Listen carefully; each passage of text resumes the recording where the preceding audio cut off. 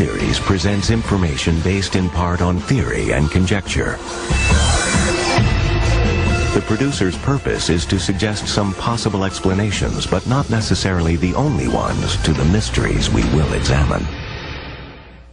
A recent motion picture has mystified and frightened thousands of moviegoers. Most people think the Amityville Horror is a good, scary ghost story.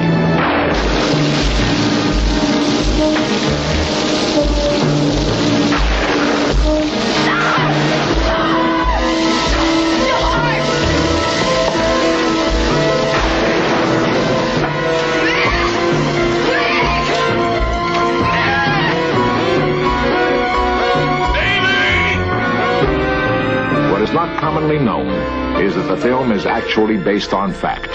It's a true story.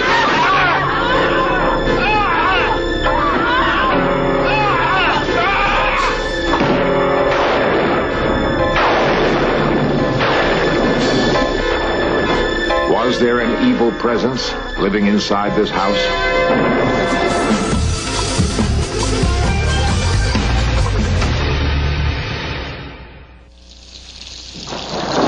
The House of Horrors is in Amityville, Long Island, an unlikely target for an evil curse. Amityville is a pleasant New York suburb. The name Amityville means town of friendship.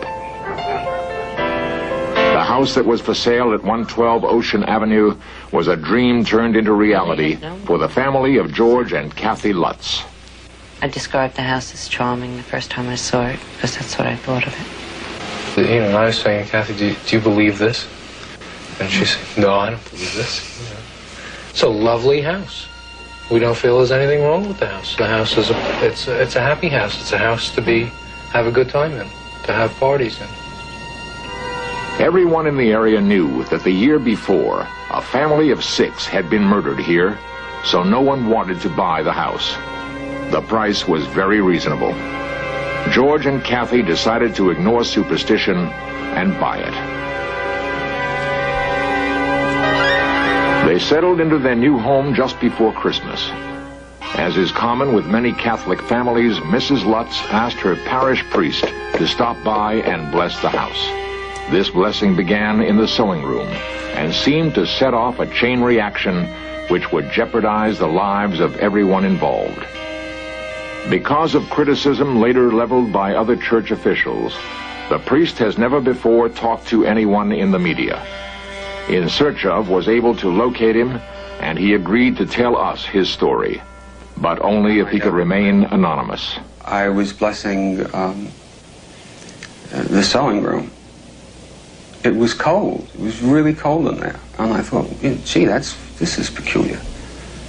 Because it was a lovely day out, and it was winter, yes, but it didn't account for that kind of coldness. I also was sprinkling holy water, and I heard a rather deep voice behind me say, "Get out."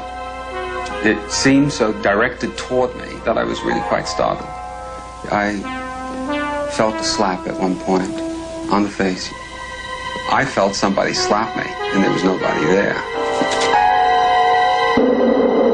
Later, George and Kathy couldn't believe that flies could be swarming in the dead of winter. Then they puzzled over a toilet that, when flushed,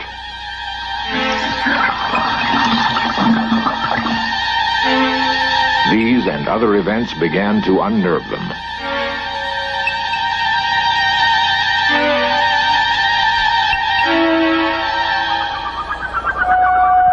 Strange events also affected the priest who blessed the house. He discovered blisters were festering on his hands. I went to the doctor for it, yes, and he couldn't explain it. He thought it might be caused by anxiety, and of course that's feasible. But I don't think I'm given over to psychosomatic responses. He called the Lutzes to warn George and Kathy.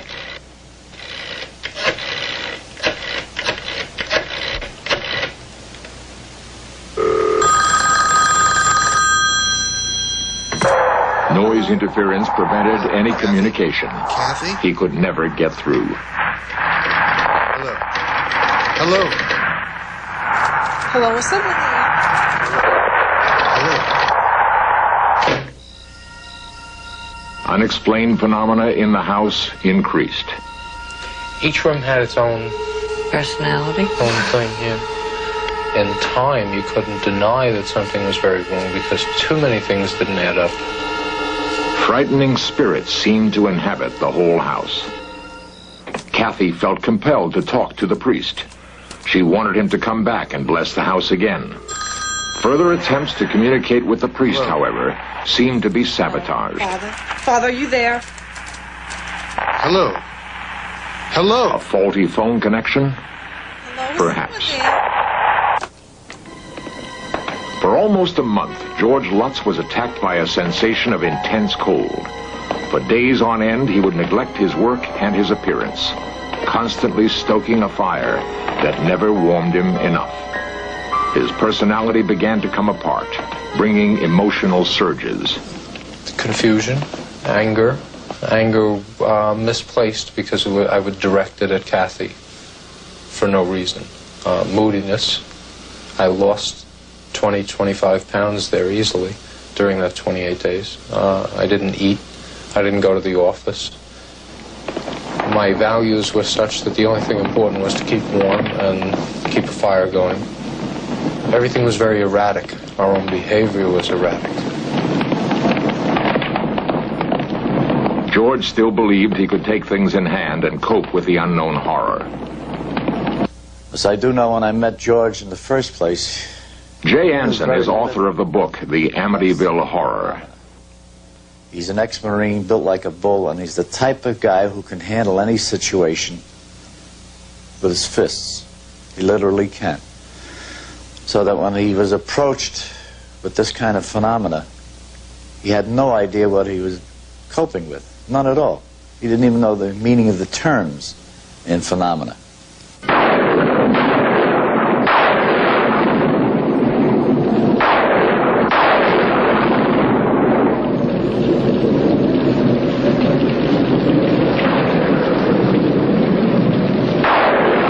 A new problem plagued the Lutzes. The son of the previous owners had shot 6 members of his family while they slept in this very house.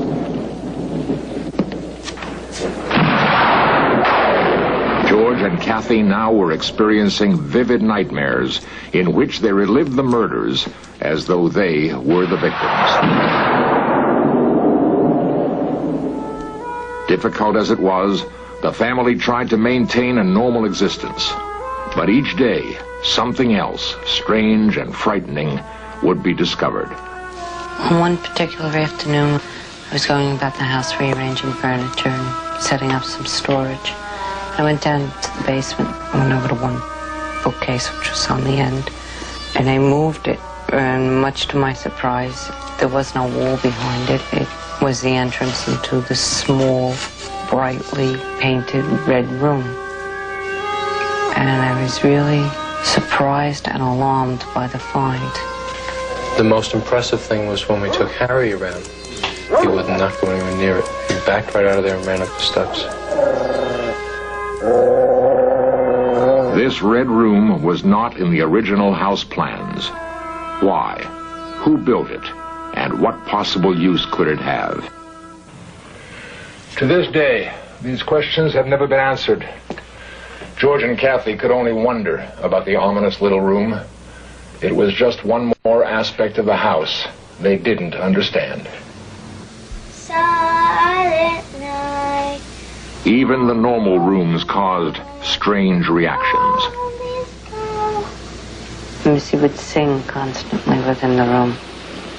And if you called her out, or if she came out for one reason or another, as soon as she crossed over the threshold, she would stop singing. Crossing back again, she would pick up the song from the word that she had stopped on and continue.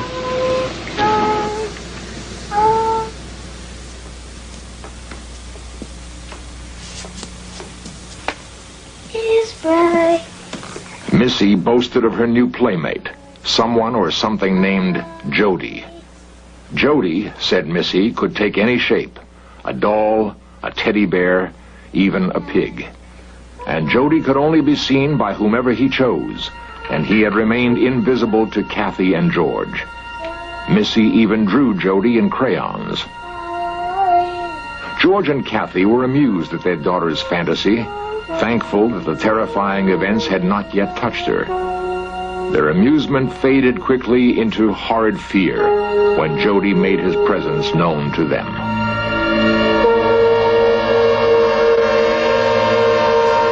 Missy told us later that her friend Jody could not be actually seen by anyone unless it wanted them to. And that at times it was a little bigger than a teddy bear, and other times it would be bigger than the house. Jody had the ability to change its size. One night coming back, I looked up in Missy's room and there was a shape in her room that I don't know what it actually was, and I was coming back from the garage one night. But I would go out to the boathouse for no reason, check everything out, and then go back. I'd do that a couple times a night. The reason I mention that is because our behavior changed, the way we would go about living. I would go from the fireplace to the boathouse constantly. No longer did George and Kathy feel they were alone. The Lutzes felt driven to rid their home of the evil intruder. They decided to re-bless each room themselves.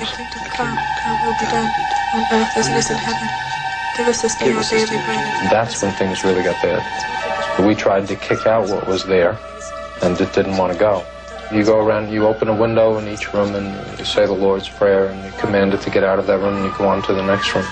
It didn't want us to go around blessing each room and commanding it to leave.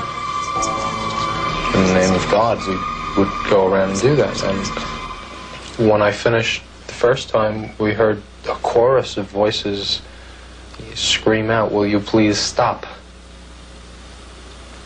what you're doing?" So that convinced us that what we had tried to do didn't work. And things got very bad that night.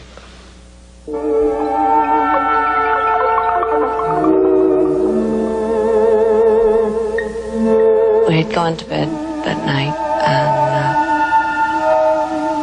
went into a very deep sleep.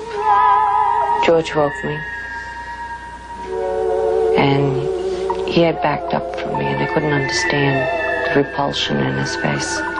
And when I looked up, I saw what caused him to back away, and that was my reflection in the mirror. My hair had turned color. There was no true color. It was a gray-white. My face was severely wrinkled, deep impressions coming down across the forehead. My mouth was very tight, very drawn.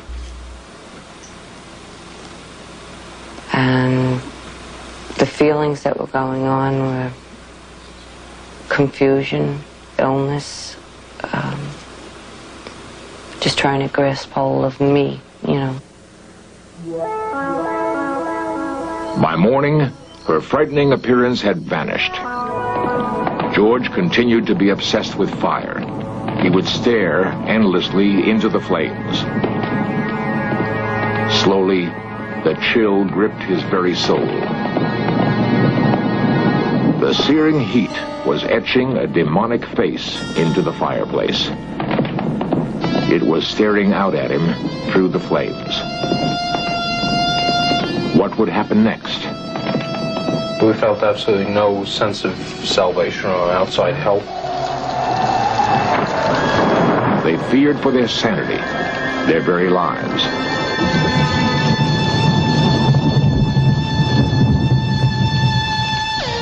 All kinds of things were going on that night. Noises were going off downstairs, front doors slamming, dogs getting sick, the kids' beds are being levitated and dropping down. The constant barrage of increasing terror finally made the Lutzes realize they couldn't go on.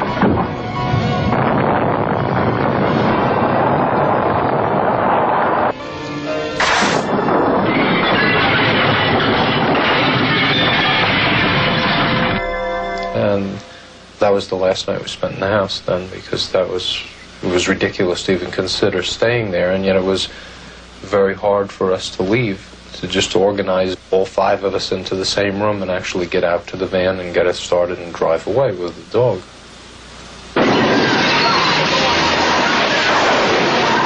Only 28 days after moving in, the Lutz family abandoned all their possessions, everything they owned. Possible explanations as to what really happened in Amityville will be examined next. I'm a journalist. I try to investigate as best as I can. When you first hear the Lutz's story, it sounds like a very good haunted house story. Author Jay Anson. But then I spoke to the priest at his apartment in the rectory. When I heard his story and was able to put together a chronology of the events that took place within that framework of 28 days, I was convinced there are things out there that many people cannot explain. The phenomena that occurred to the Lutzes and to the father, I sincerely believe they took place. The Amityville house seems peaceful now. There is no evidence that any strange events have occurred here since the Lutzes fled. In Search Of has previously investigated haunted houses, and we've found that in many cases a human tragedy, such as a murder, has left emotional memories. This may be the explanation for the Amityville horror, or there may have been a much more dangerous force, what psychics and priests call demonic, pure destructive energy, as ancient as time itself.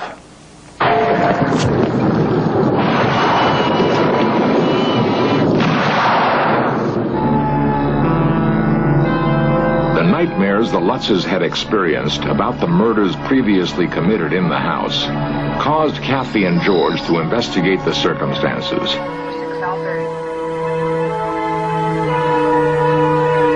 Ronald DeFeo had murdered his father, mother, 2 brothers, and 2 sisters. Sentenced to life in Clinton State Prison in New York, DeFeo has claimed that demonic voices goaded him into committing the gruesome killings. Neighbors and acquaintances of DeFeo were astonished at how George and DeFeo looked alike, how they both presented the same appearance. George feared that his recent personality changes were further indications that he might become more and more like DeFeo, and not just in looks. This disturbing revelation prompted the Lutzes to seek out psychic investigators Ed and Lorraine Warren. The Warrens have investigated many disturbed houses, and they examined the empty house, looking for an explanation. What started the trouble with the Lutzes was the fact that there were 6 people who were murdered in that house. The inhuman, the diabolical, are attracted to where tragedies occur, just like a moth would be attracted to a light. And when the Lutz family moved in 13 months after these murders, they were still using some of the furniture that was in there. We know that vibrations can build up in a home like this of a negative nature, and suddenly we have a psychic explosion.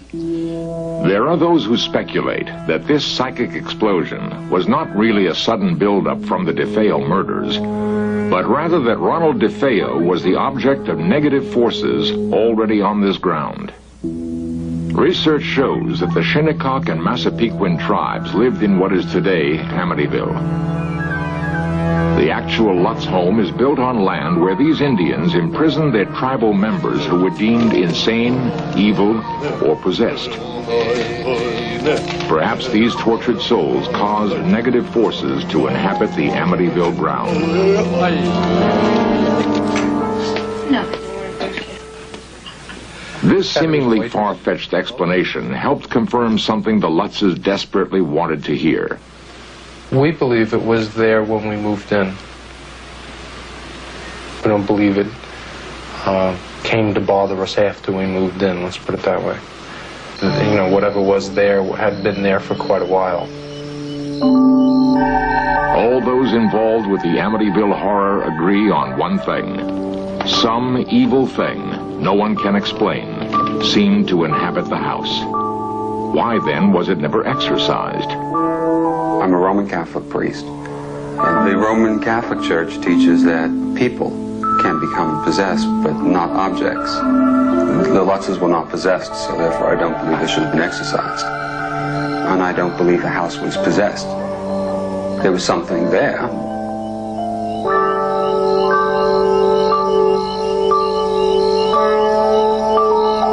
To this day, no one knows what actually was in the Lutz home.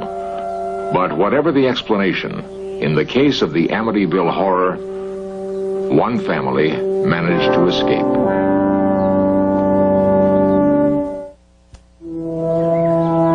For those who lived through the Amityville horror, the emotional shock still lingers. The Lutzes fled to the opposite end of the country, never to return to the house in which they had sunk all their hopes and all their savings. I think I want my family and my children much more than I want a structure. And if you view it in that perspective, it's easy to walk away from. We still have that alone feeling. I guess that doesn't go away. We're glad it's over. For us, it's over. The Lutzes believe it is over. For them, it may be. Up next, it's the Black Sheep Squadron and Pappy Boyington signing up for a volunteers-only suicide mission. And right after the Black Sheep, Modern Marvels lifts off with the pilots and engineers who pioneered the new advances in ballooning. But stay tuned now for the Black Sheep Squadron, here on the History Channel, where the past comes alive.